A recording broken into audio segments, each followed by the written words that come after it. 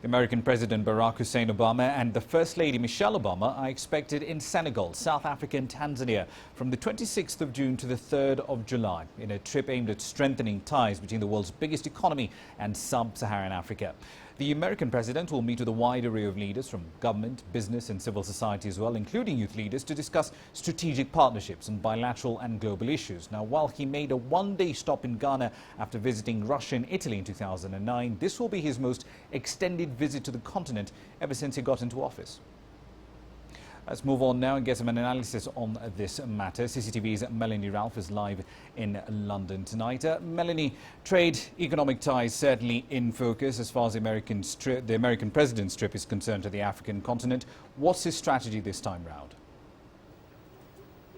Well, as you say, a big business entourage will be going with him, but the US has its work cut out to penetrate the close relationship that Africa has with China. China has the money and Africa has the natural resources, and actually many see the Africa-China relationship as a valuable counterbalance to the West's influence.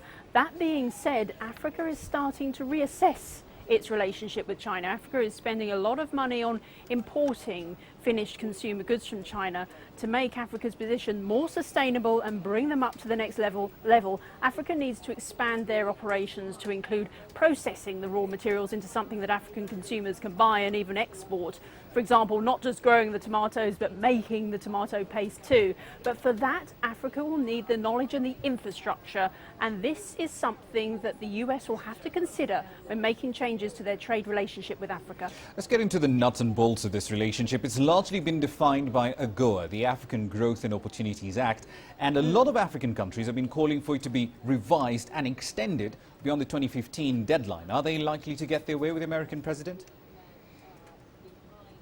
Yeah, that's right. The African Growth and Opportunity Act is supposed to be providing African countries with the most liberal trade access to the US market. It's working. African exports to the United States grew significantly last year, but there has been criticism that the pact is too restrictive, but also that its effectiveness has been largely limited by lack of infrastructure, power and capacity of the workforce in many African countries. With the AGOA extension date approaching, there's also questions over how much more America will be able to put into the pot. Unlike China so much, America is struggling with its own crippled economy, and there's certainly a sense that America could be too preoccupied with affairs at home to give the AGOA the radical rethink it needs. Indeed. We'll have to keep tabs on that development as it occurs. Thank you very much for your insights. That's CCTV's Melanie Ralph. She's live in London for us tonight, looking at some fairly interesting developments right there on the trade relationships between Africa, China and the United States.